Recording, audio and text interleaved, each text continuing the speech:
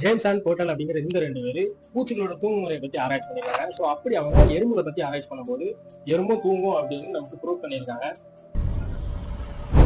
என்ன மாதிரி சொல்ற எறும்பு தூங்குமா? இந்த என்ன மாதிரின்னு சொல்றேன்னு கேட்டாலே எங்க அண்ணன் தான் ஞாபகத்துக்கு வராது. என்ன மாதிரி சொல்ற அப்படின்னு அது மாதிரி முடியும்.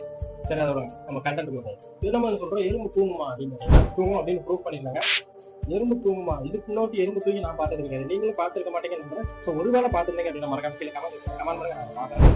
எறும்பு 2 விதமா தூங்கும் அப்படின்னு சொல்றாங்க. அது எப்படின்னா அப்படின்னா ஃபர்ஸ்ட் வந்து மனுஷங்களை மாதிரி 7 ல இருந்து 8 மணி நேரம் எறும்பு தூங்காது. ஸோ 12 மணி நேரத்துக்கு ஒரு தடவை 7 to 8 மினிட்ஸ் 7 ல இருந்து 8 நிமிஷம் மட்டும் தான் எறும்பு தூங்கும் அப்படின்னு சொல்றாங்க. அப்போ ஒரு நாளைக்கு 14 to 16 மினிட்ஸ் மட்டும் தான் 14 ல இருந்து 16 நிமிஷம் மட்டும் தான் எறும்பு தூங்கும் அப்படின்னு சொல்றாங்க.